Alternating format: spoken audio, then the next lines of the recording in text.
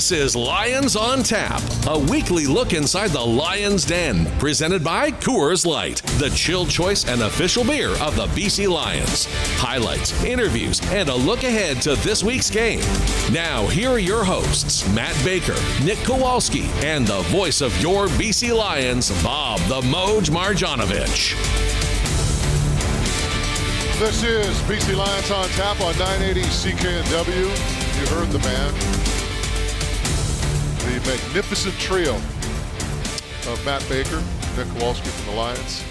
Here's Charlie the Moj. Coming to you tonight from the Rivers Reach Pub in New Westminster, 6th Street in Blackford. All of this presented by Molson Coors, and a big shout out to Tricia Saya and her staff here at Rivers Reach Pub. Gentlemen, my old stomping grounds. Your number's retired here still, I think. I used to come to this place, believe it or not, about 3 incarnations ago. Yeah. When it was an Italian restaurant called Venus Pizza. It was same corner. You'd walk in, red and white checker tablecloths, right? Then it kind of had a morph. It morphed into a finer dining type restaurant, which became Venus Place. Yep. And that was like the big hangout after going down to Mugs and Jugs, Chicago tonight. Wherever you went, you come back to Venus. Everybody meet here at like 2 or 3 in the morning. Mugs and Jugs. There's You'd a blast from the like past. till about 3 or 4, get out of here. Yeah. And then it became the Rivers Reach. Venus Pizza moved next door, and then they got rid of Venus Pizza and had the beer and wine store. So, yeah, I mean, this is my hood. If you go across the street, I was telling this to Neil McEvoy, our guest tonight, the GM of the Lions. You go across the street, it's the Remax building now. Back in the day, it was the Sun Life building. In the parking lot, there's like these 2 pillars that protect the gas meter. When we were kids, that was one of our goals playing road hockey. And to this day, if you look at the brick wall, you're going to see a whole bunch of areas that are bleached out. That was because one day one of the people in our crew decided to use that as a scoreboard and put chalk on the brick. Love it. And they had to kind of get the bleach out, get rid of all the chalk. Make a long story short, you can still see it. But yeah, New Westminster, my hometown. Grew up literally two blocks over, 1 block down. And I was going to say, it's one of the things you just don't see as much anymore. Kids playing roller hockey like we did. Because everyone's playing. Everyone's inside. Everyone's playing Sega Genesis. Listen to me. Yeah. Everyone's playing PlayStation. I mean, Sega Genesis was the first one, right? And then everybody got into PlayStation. Everybody's playing Xbox. I mean, Kowalski, right? I mean, can you imagine Kowalski playing road hockey? We would back in the day. Yeah. I know. That's what I'm saying. You'd be like just a real tough winger going up and down the wing. Baker'd be a stout defenseman. Mm-hmm. Right? Stay-at-home guy, yeah. Mm-hmm. So I wasn't in net, though. Are we going to talk about the 33-17 loss at any point? Yeah, let's just skip that part and talk about games in the neighborhood. I'm good. No. We have to. Got to do it. Yeah. Very disappointing. And considering that, you have a bye week coming up, you always hear about wanting to go into a bye week and feeling good. This wasn't the way to do it. No, not at all. And full credit to the Toronto Argonauts. I mean, you name the facet, name the area. They were just that much better. And I know it seemed like the home side got some momentum. It appeared right before half. Nathan Rourke running for his 9-yard touchdown, but ultimately Chad Kelly returns the favor, and then it's like you're behind the 8 ball for the rest of the night. And yeah, Rick Campbell said it to the guys pretty much, and he said it in media too to you guys on the radio, I think.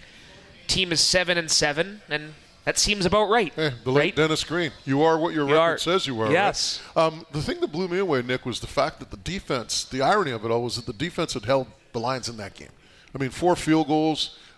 Grant returned that one punt all the way down, the 15-yard line. Yeah. They get a 2-and-out, and basically they hold them to a field goal. So the defense, which had kind of held the fort the entire half and kept the team in the game, if they got to the locker room down 12-10, they would have been making off like bandits. That's exactly in my mind. Instead, that touchdown drive, and that pretty much sealed the deal. It's a 75-yard drive toward the end of the first half there, right? That ends in the Argos touchdown, and then in the third quarter they go on a 79-yard touchdown drive, and that makes it a 3-possession game, and then you get in big trouble at that point. Sean White ultimately misses a field goal that keeps it a 3-possession game, and that spark that the team was looking for was just never there. I know there was a quarterback switch, obviously, in the second half. Vernon Adams Jr. under a lot of pressure. Made some stuff happen down the stretch there, but ultimately just never got back into the game. I wrote about this in my column in Black Press. I can understand the reasoning behind making the change because of the fact that you needed something to pick the team up. But again, talk about irony. is that Rourke on the last 3 possessions had the field goal, a 2-and-out, and then they scored on the touchdown drive. So it's, ask yourself that question. Yeah, you need a spark, but it's not like they weren't, performing. They seem to be getting in a little bit of a rhythm as the half was finishing. A lot of weird numbers, too. Like, the Lions were 1 for 1 in the red zone. The Argos are 2 for 4. Usually the team that wins the red zone wins the game. The Lions took 1 penalty all game. Yeah. That's a sign of winning football. The turnover battle was even. Believe it or not, the Lions actually out-pressured the Argos. That's a crazy one because you think about the Argos being under pressure. Rourke and Adams Jr. being under pressure all night. 7 sacks, I think. But the Lions got to Kelly, Matthew Betts, Jonah Tavai. They got in there. This was just like half a second too late, hitting him, and Kelly's still making plays. What positives can you take out of this one? Well, good question. Well, it's hard to come up with those on the fly, but I think getting away from it and having this bye week, this is a team that's played a lot of football. Think of all the short weeks, Victoria to Montreal, short week.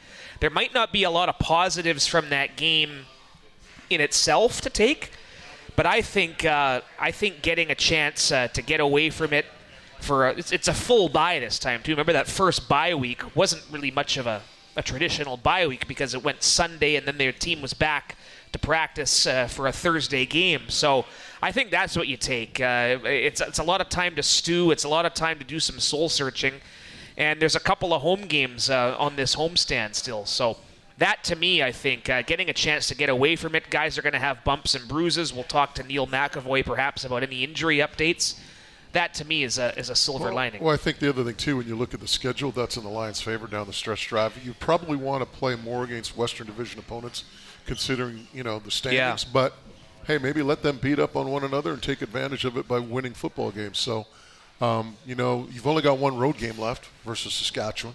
You've got Montreal here the last game of the season. Who knows where the Owls will be at that point in terms of the lineup they'll be fielding, right? You got Calgary and you got Hamilton. Yeah, right? And just before Nick jumps in, I was trying to sort of handicap this. I try not to get too deep into the scenarios, but like we said, 7-7, not in control of destiny for first. Gonna need the Blue Bombers to lose a game or two perhaps over their last 5. They have a game in hand at 7-6, but you get to 9 wins, that probably gets you in the playoffs. Yes, you want to finish as high as you can. 9 wins will get you in. 9 wins will get you in. So that's a split in the last 4.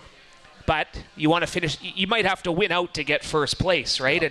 And maybe that's another silver lining we're looking for. It's going to feel like the playoffs are starting. I don't want to go to Winnipeg. Well, yeah, I'll let you say it. There you go. So Sorry. You're a big Elks fan. But 7 trips there in the last 17 months was enough? I think was it 6 in the last 2 years if we go there for a playoff game this year? Why? Why can't we go to Montreal 6 times? That'd be awesome. Well, take care. The good thing is you can be not happy with the result. Even Ottawa a few more times. Thank you. We missed Ottawa last year. Hey, so you know what? Bottom line is this: you got to take care of business. And that's it. If the Lions take care of business, win all these 4 games, I like their chances of finishing first. Agreed. Because it's just one of those years in the CFL where there's no. I mean, even look at Montreal, the elite team.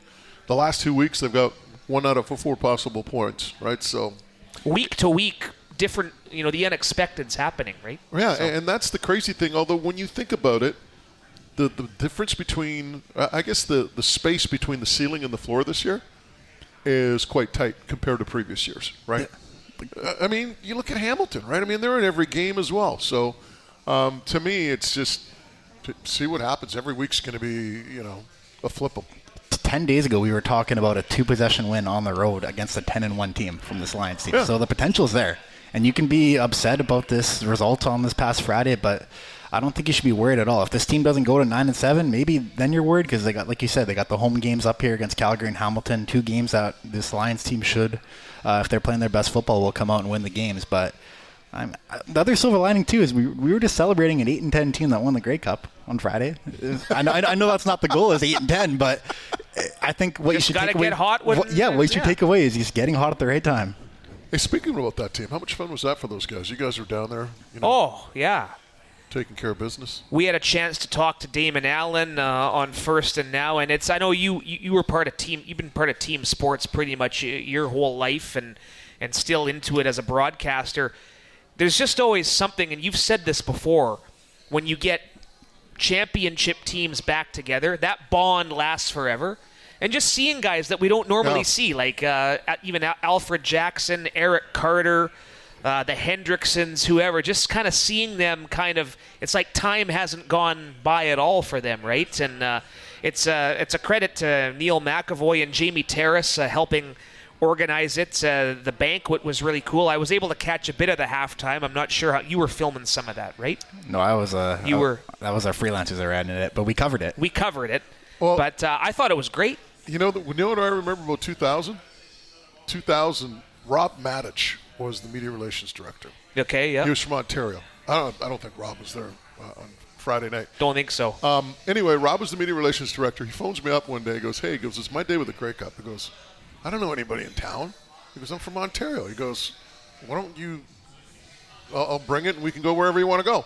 So I wound up taking the Grey Cup. I know I brought it to my ex's dad's office. He was a doctor, so we brought it in there.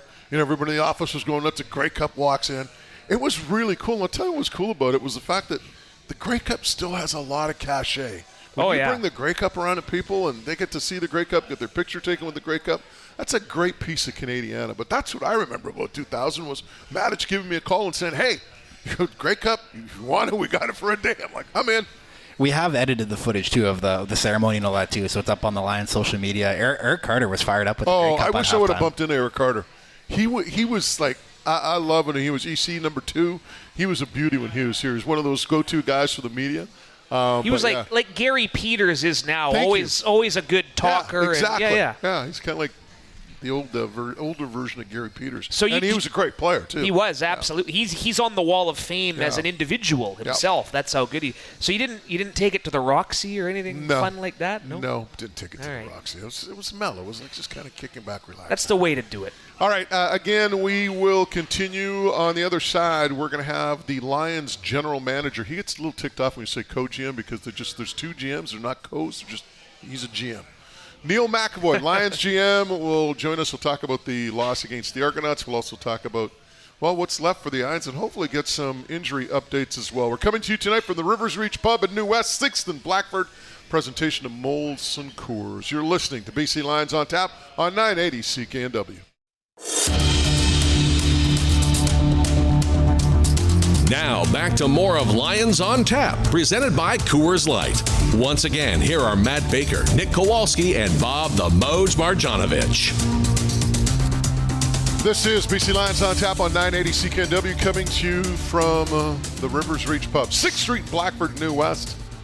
Just a stone's throw from my old home here in New Westminster, the old stomping grounds. Just a reminder, new menu arriving at the end of the month here at Rivers Reach Pub. Big daily feature specials every day of the week, and they got brunch every Sunday from 10 to 2. And check this out, Grey Cup party, lots of prizes on November 17th. All right, it's the Moj, Bob Marjanovic, along with Matt Baker and Nick Kowalski from the BC Lions. And our next guest is the general manager of the BC Lions, Neil McEvoy. Neil, welcome. Thanks for having me. I called you GM. I didn't call you co-GM. It's always fun to come and talk a little three-down football on a Tuesday night. Even on the bye week, we appreciate it. Regardless of where it is, it's always fun. Hey, before we get into the Argo game and what lies ahead for this BC Lions football team, you were part of that 2000 reunion. What was that like, seeing all the guys together? Just when you were talking about memories, Grey Cup memory for me, that was my 4th year with the club, so I started in 96, and after we had won the Grey Cup, you get the Grey Cup for about 2 months at that point. I'm not sure if it's the same now, but so Adam Reed called me and says, hey, just so you know, we'd like you to take the Grey Cup on the 20th, and when you're done with it, just drop it off at the Surrey facility, so the 20th is your day, and then someone else will pick it up on January 1st. And so I'm like, well, what's happening with it between the 21st and January 1st? And they're like, well, it's just going to sit at the Surrey facility. I'm like, well, I'll tell you what, I'll hold on to it, okay? And then if anyone needs it, just let me know. So I had the Grey Cup that year at my Christmas party, and it was the centerpiece for our dinner and everything else. So the 2000 Grey Cup was my first Grey Cup, and obviously a big win for our family and big win for the BC Lions. Look at Christmas Eve. How much fun did you have on New Year's Eve? A lot more. Well, you know what? Honestly, I think at that point I was still a young man, probably a little bit too crazy, so I kept it things in tow, so it probably stayed at my mom's house for New Year's Eve, but Christmas Eve for certain we were all over it. But what a great football team, and like you said, had all those guys there, like Sean Millington, Robert Drummond, Eric Carter, as Nick said earlier, catching. We really caught it. We were an 8-10 football team. We were struggling throughout the year, but then we sort of figured out that if you give the ball to Drummond or Millington, you're going to really gain some yards, and so we did. And 2 pounding, we were just beating the crap out of teams by the end of the year because they just could not handle those 2 big guys. Drummond, who is a running back, as big as a fullback, and Millington, who is bigger than fullbacks but runs faster than Drummond. The only issue we had at that time was who you're going to give the ball to, because they were both mad, more Drummond than Millington, but both mad they weren't getting the ball. But Damon Allen, Alfred Jackson, who was on that team, and of course, the group that we had. It was great to see guys like Adam Rita and Glenn Ringdahl, the president, and Louise Thomas. I forget what her married name is now, but a lot of good people came back for this event, and it was really great to see them. It really is, as Moj says this as well, organizations win championships, right? Not just, so that element must have been really cool to have. Yeah, and you know what? One thing Adam Rita, God bless him, on Friday night, went and shook everyone's hand and said congratulations on being a champion. And that's pretty cool. You know what I mean? That was a young guy. I mean, I didn't know anything. I didn't know if the ball was pumped up or stuff. Not that I do now anyways, but back then you certainly had no clue. And, he still involved you in all these important decisions. And, you know what? Really made everyone Friday night feel like they were part of the winning championship team, which was a testament to him and the club. Very quickly, it was this, you were coaching special teams that year. What exactly were you doing? Yeah, so like we have a young coach now, Tristan Dice. I was sort of that. I was in football operations. I was in media relations. I did everything. Back then, we didn't have big staffs like we do now with all these guys and the world. 2 videographers. Yeah, all the stuff we have now. We had me and a couple other guys, and so they threw you into a bunch of stuff. I had a football background, and they sort of groomed me to be a little bit of a coach. Started 97, 98, 99, and obviously in 2000 we won. And then when Wally got there, that sort of put me in the direction I am today. And God bless him, because that's where I'm here today because of that.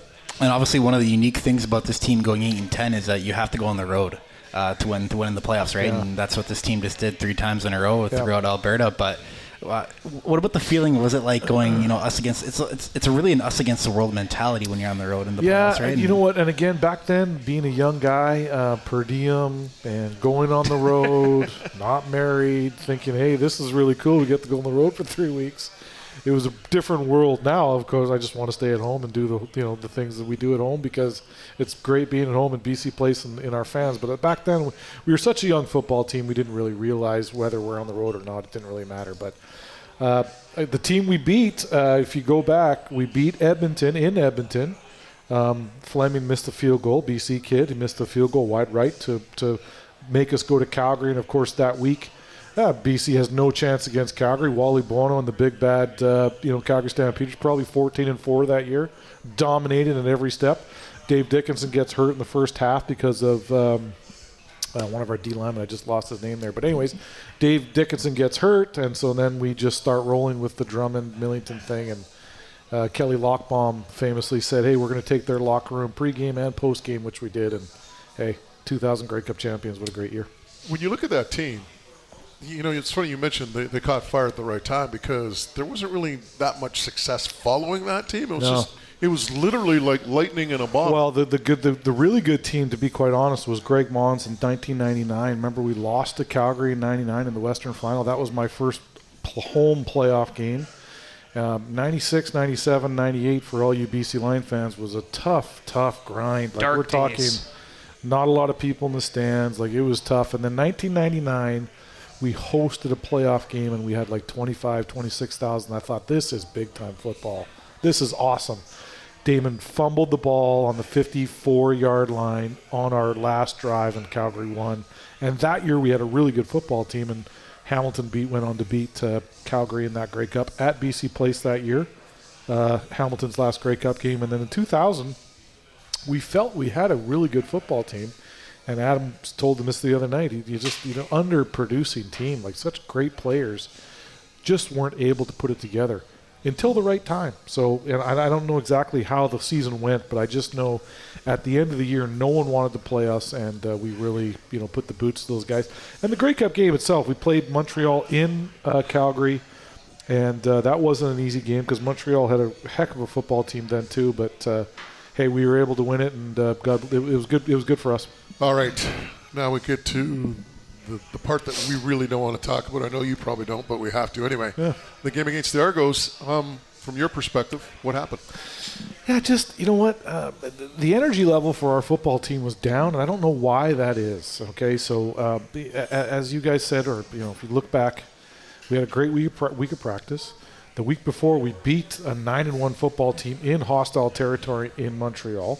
The week before that, we beat a really good football team in Victoria, albeit at our home place at Victoria, but hostile territory for them. But still, 2 good wins for our team.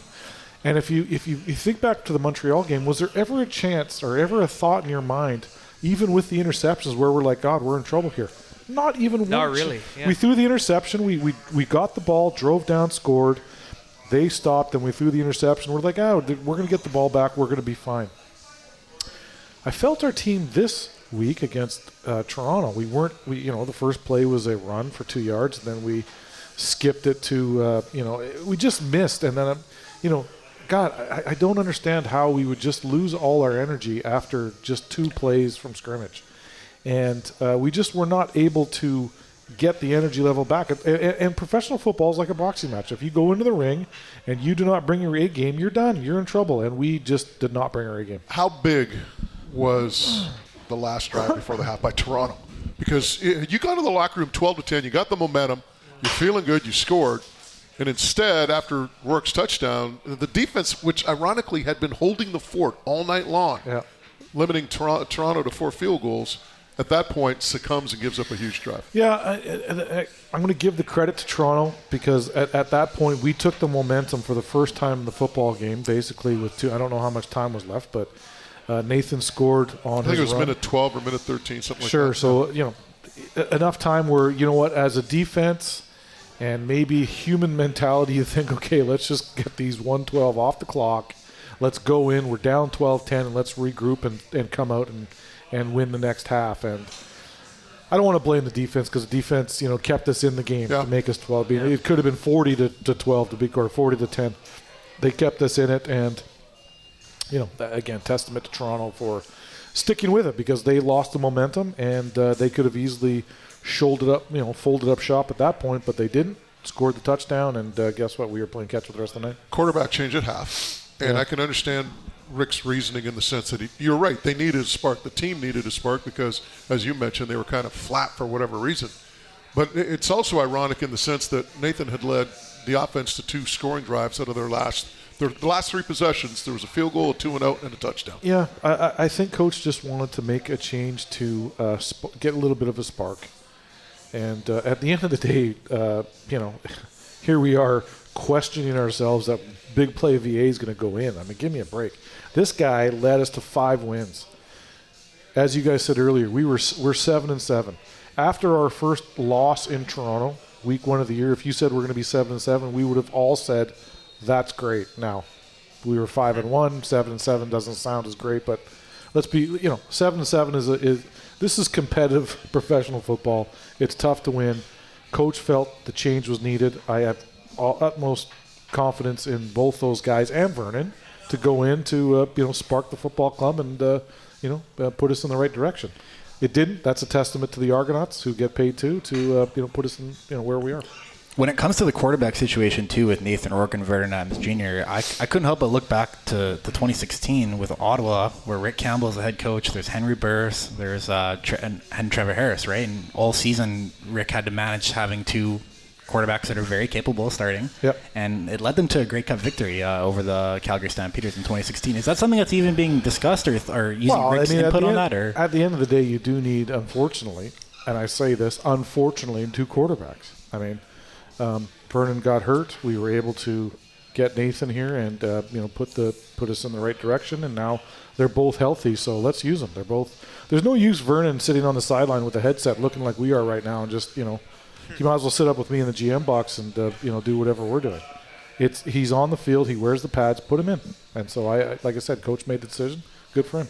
You're usually eating popcorn up there, I think. So yeah. Anyway, hey, Coach Rick, by the way, has said he'll decide early in the week on the quarterbacks. But yeah. Go ahead, Bix. No, I was going to talk about injuries. But I want to get a little bit on VA and the decision-making process, right? Because as I wrote in my column for Black Press this week, he's gone through this before with Harris and Burris in Ottawa.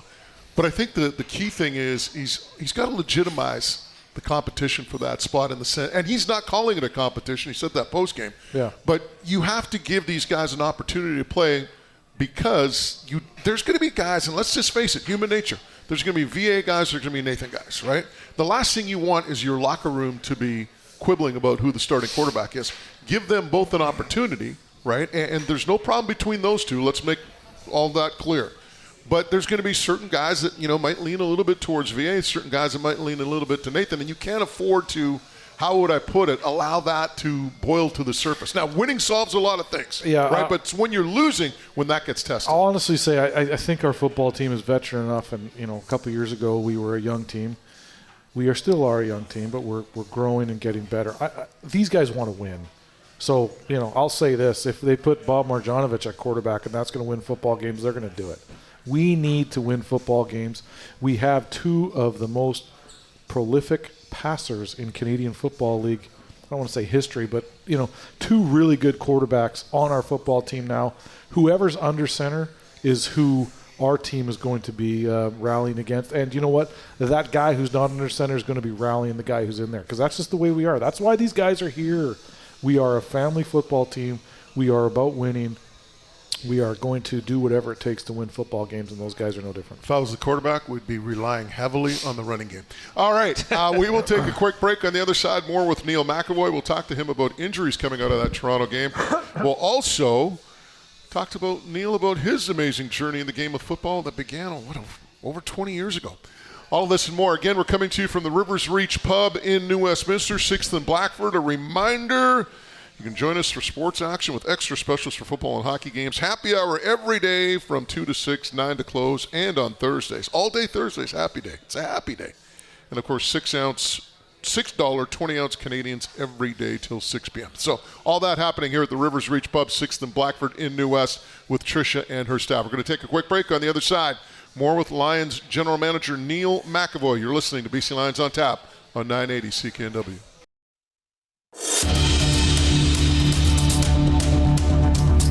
Now, back to more of Lions on Tap, presented by Coors Light. Once again, here are Matt Baker, Nick Kowalski, and Bob the Moj Marjanovic. Welcome back to Lions on Tap on 980 CKNW. You heard the man, it's the Moj, Matt Baker, Nick Kowalski, coming to you tonight from the Rivers Reach Pub in New Westminster, 6th Street and Blackford, my old stomping grounds. Love being in New West. It's always great to reminisce about days gone by. New Westminster, home of the Salmon Bellies back in the day. Well, Salmon Bellies still exists. The New Westminster Bruins back in the day. But last year, remember, we were here the night of the Bellies playoff game. It was packed in here. Everybody went to Queen's Park afterwards. So yeah. It was awesome time. Great place to grow up in the 70s and 80s. All right, Neil McEvoy is our guest, Lions General Manager. We continue our discussion with Neil. First off, before we get into your amazing journey in the game of football, injury report from the Argos game, probably the most severe appeared to be Alexander Hollins with a shoulder. Yeah, Alex wasn't able to finish. He's still day to day. I mean, it's a tough injury with the shoulder injury, but he's not being ruled out. And the other one would be Max Royer, who also had a pectoral muscle, but it looks like it's not as bad as what we initially thought, but still a couple weeks. So we're into that time of the football season where it's everybody's injured, to be quite honest. Everyone is hurt. Everyone is struggling. But, let's not look in the mirror because guess what? The other team's in the same boat. So, I mean, it's professional football. It's time for our guys to, get to the next step, which I know they will. And, we've had a lot of little injuries all year. We haven't had that many tough ones. We had obviously our linebacker went down, which was tough. But Josh Woods. Yeah, Mr. Woods is that was season injury, but we haven't had any season injury stuff yet. So we're going to continue and move on.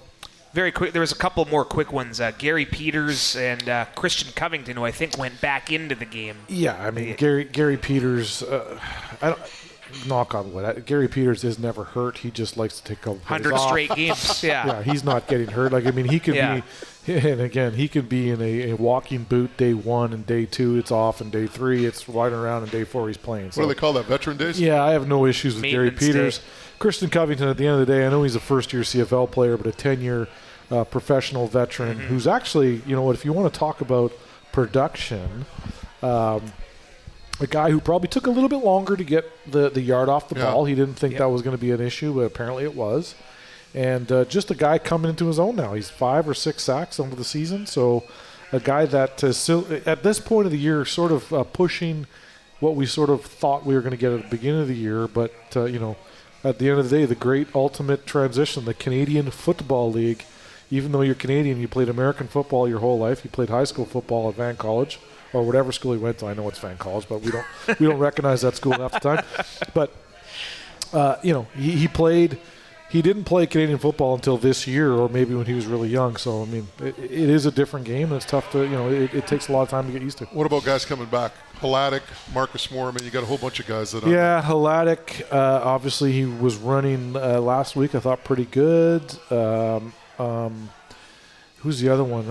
Isaiah Guzlak, Messam. And those are guys that, you don't necessarily see on a daily basis. And, a guy like Isaiah who maybe doesn't get the accolades he should, but, on special teams does a lot of stuff that, those long runs. We had a long run against us last week. Well, with Isaiah, I'm not sure if he gets that long run. So a guy that is, under – we don't give him a lot of credit just because he doesn't play a lot of defense. But tell you what, he is a all-star on our special teams group. So we're excited to get guys like that back. Neil McEvoy is our guest, the general manager of the BC Lions. Let's talk a little bit about this journey.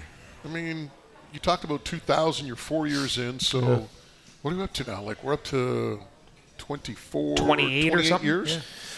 How did it all start? Yeah, first year was 1996. I got a job in the ticket sales department. We were working actually out of BC Place. I was going to school at the time, playing football for the mighty Surrey Rams. Nick Kawaza on the mighty Surrey Rams. Brad Coates. A lot of good football players on that team. Davis Sanchez. I can name drop all night. Mm-hmm. But I was going to school, and they said, "Hey, you know what? Get a job that's something you like to do." And I said, I'm going to go down to the BC Lions office, which I did. I walked in unannounced and said, hey, I'm looking to do this project with the team. Doesn't matter if it leads to anything, but I got to do this project to get my degree anyways. And I did. And at the end of it, I said, hey, is there any chance you can, I'd like to get paid. Can I do that? And then they had an opportunity in the ticket sales department. And as we were saying earlier, those years were bleak years for the BC Lions. Like these were not. I thought watching those games at that time, Neil, I thought those were like the dying moments of the BC Lions franchise. It was tough. David Braley wasn't like this was before. This was before Braley. Head coach was Joe Powpow, and the owner of the club was Nelson Scalbania, which, let's talk about Wayne Gretzky and all the other things that he was going to bring to Vancouver, which he didn't. But so. And then the savior of our club, David Braley, and kept us on. And, I just kept on working, and, nose to the grind. So in those days, you were guarding your desk. I was there at 8, and I didn't leave till 8. And then that's how you got into the coaching part of it, because I had a little bit of a background. I used to know how to draw the cards. And really what got me to the next level was before computers – they were drawing their playbook on hand. We're talking, pencils. I remember those days. Yeah, so I had a little bit of a background with computers. I brought my computer and I put the BC Lions playbook on a computer, and they're like, well, wow, this is amazing. Let's keep this kid on to keep on doing this. So that's how it all started, the football operations, and then slowly worked my way through. And then when Wally came and says, you either want to coach. If you want to be a coach, you're not going to be here because I don't need you. If you want to be in football operations and that leads to management, then I can use you. And obviously I made the right decision. Here I am today. All right, so given your limited physical abilities playing junior football, we all know that, right? Fair enough. Yeah. No, but in all kidding aside, did you have aspirations to get into management when you were younger, or did it just kind of all come together after you did that Good question, project? Moj. You know what? I say, my dad played for the Winnipeg Blue Bombers when, 1970 to 74. He just passed away, God rest his soul. But so that was sort of my introduction into football. And honestly, as a young kid, and I didn't think of it as anything other than being that, but I used to go to Canuck games and Lions games. I would look at the GM. I would look at the general managers, what they were doing. I thought that was the most coolest part. Can you imagine coming to a game, wearing a suit, sitting up there, and trying not to care at the goal being scored on for you or away from you? And I really thought, God, that's cool. I really want to be into that part of it. Now, I didn't think I was going to be an NHL general manager or a CFL general manager. I didn't even, when I first got into this, I didn't have a clue what was going on. I sort of went through the school of hard knocks to slowly get my way into it. But, football has been within our family a long time. My future wife, Bill Rochelle's daughter. I mean, the whole thing is going full circle here with football. So, I've been in it my whole life, and obviously I'm going to have to stay with it my whole life. But, you just look back and all the things that you went through, and, I'm a local boy. I went to Canuck games, went to Lions games, $7.99 at Safeway. It was great. It was great, good times, and I'm glad we're able to continue that tradition for our fans today. There's also a year or two as the media relations director. Yes. How did that part Oh, come? well, again, back in those days, we just didn't have full staffs. We had guys that were just filling in. So I went to training camp in 1997, I think, in Courtenay, and our media director at the time was getting married. And so he's like, hey, I'm getting married. I just got the job. I'm getting married. It's Roger Kelly? No, it was after Roger Kelly. It was he's a political guy, good guy. I still talk to him this day. But anyway, long story short. Give me a few minutes. I had to take over for him halfway through with Adam Rita to do, because he was getting married. And then, when I got back to the Surrey facility, I just kept on doing that. I sort of, at that point, it wasn't as organized as what we are today. I sort of just was hanging around and, hey, Neil will do it. Neil will do it. Neil will do it. And that was where music to my ears, because I did everything.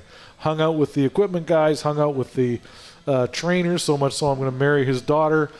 Just hung out around. I was just always around, and got me to where I am today. So, hey, if I can, any advice I can give to the young guys out there, just be around, be available, and do the things that enable you to keep on working.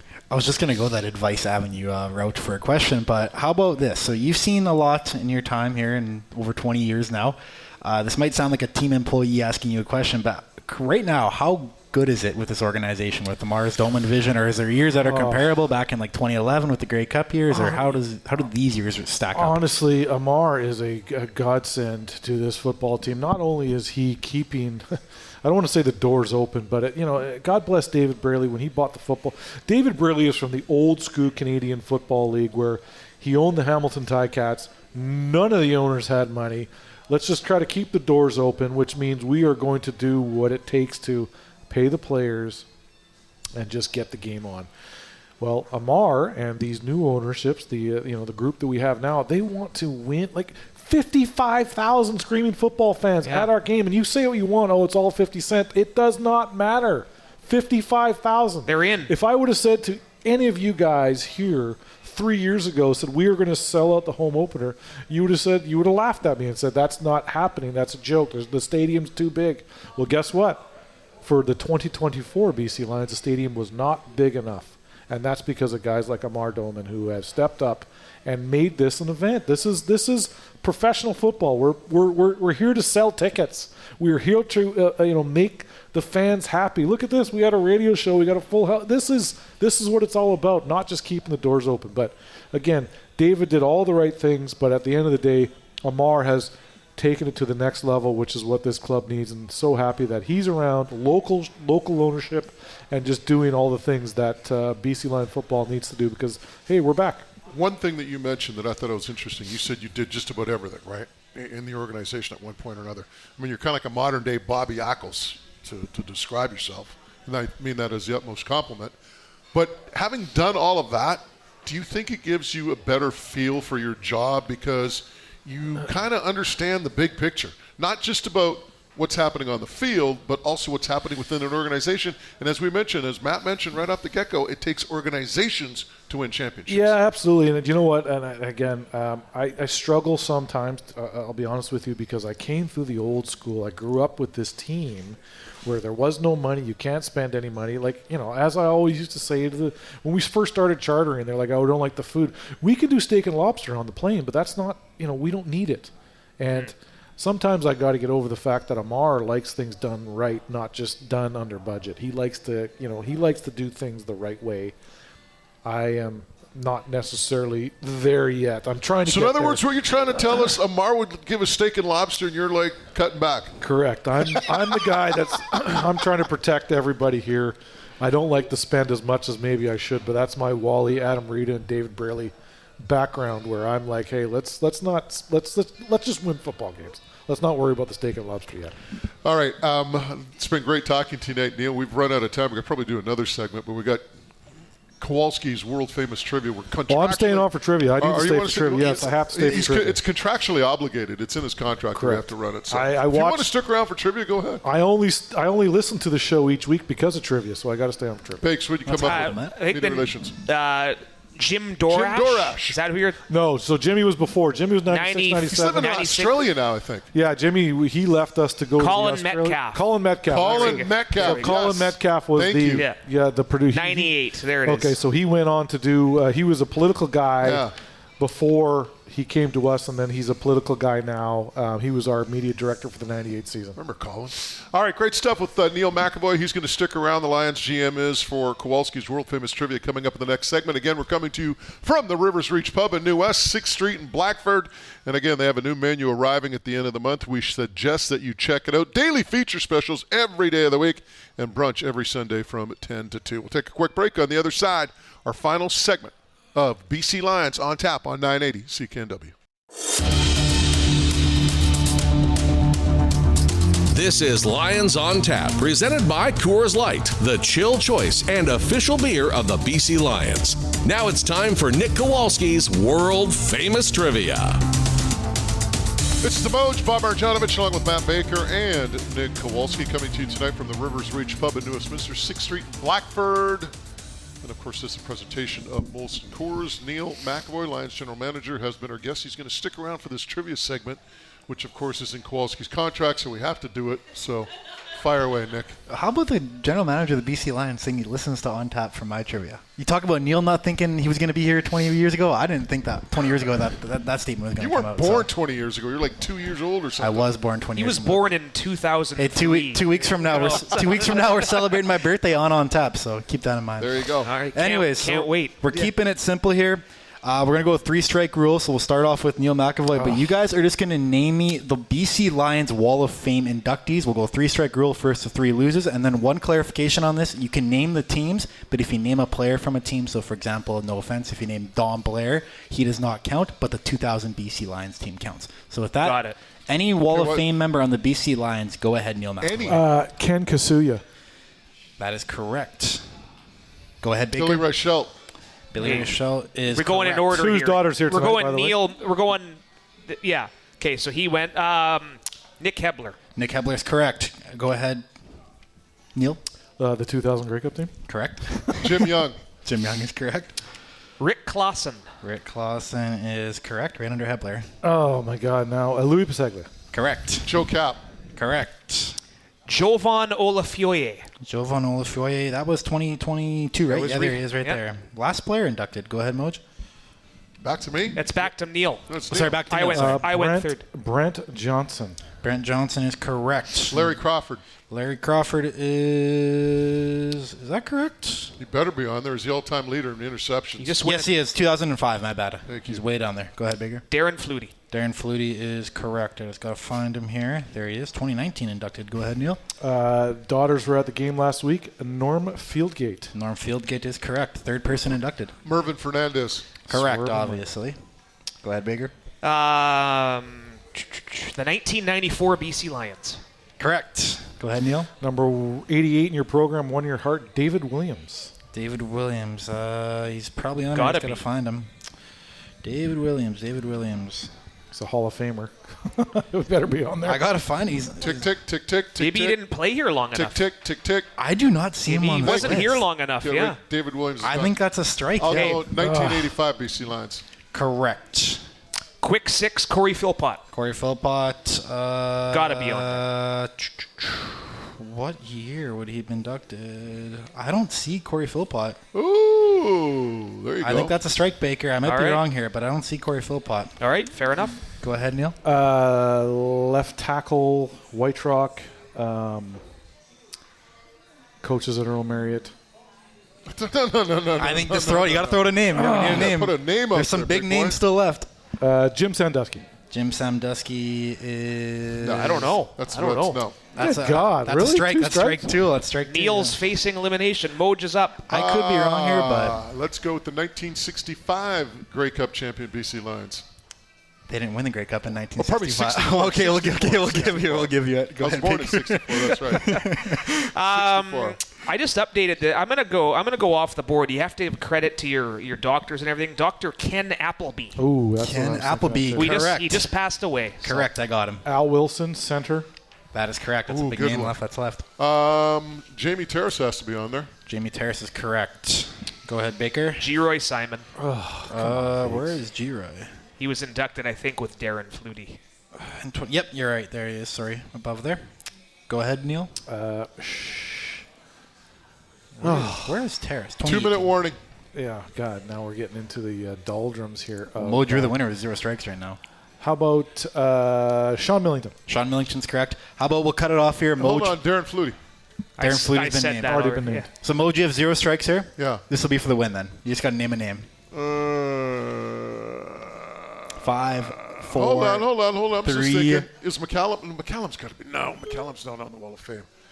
I was thinking of Jim Mills, by the way. That's who I was trying to Jim say. Mills, that's a good Jim one. Mills is He's there, just yeah. texted me and beat the shit out of me later. Okay, I'm going to go Beat the Jim crap out Mills. of That's me. my official guess. Oh, hurting. One more name, Moj, for the win. Give me a winner for that. Jamie Terrace. I said that. That's you already used been Terrace? picked? Okay. Jim Young, we're in New Westminster. Used to run the said- hotel down the yeah, street. I Jim said Young's Jim been Young picked. right Jim off the Young's been get-go. picked. There's a lot of good names left, Moj. I don't know. I give up. Jason Claremont. Correct. Oh, I was wow. going to use Claremont too. Surprised. Okay. You want to inducted see in you want to 2016. see a real football player? Watch the 2004 West Final when he is getting Eric Carter. going over the middle I and said just it. getting destroyed and hanging on to the football. Who do we- That's all right, you real don't know. football. Who do we got left? A lot of names. So By Bailey, Willie By Fleming wasn't named. How is Corey Philpott not on? I don't see, unless I'm missing something. No, here, maybe I you're don't right. see it. James Parker is another one. Damon Allen, Ian Sinclair, Quick six. Philpott still Joe lives here, works Pow. all the football. I mean, good God. Don Matthews, Jamie Donnie Pippolito, Matthews, I forgot about him. The Waterboys, Wally Bono. There you go. There you go. All right, fellas, thanks for doing this. That was Good job. That was fun. We'll keep going after the break too, by the way. So just again, big thank you to everybody at Rivers Reach Pub in New Westminster, 6th and Blackford. Again, thank you to our guest tonight, Neil McEvoy, and the folks at Molson Coors for putting all of this together. You know what I'm going to tell you before we get out of here? Do what you got to do. Just do us a favor. Be safe. You've been listening to BC Lions on Tap on 980 CKNW.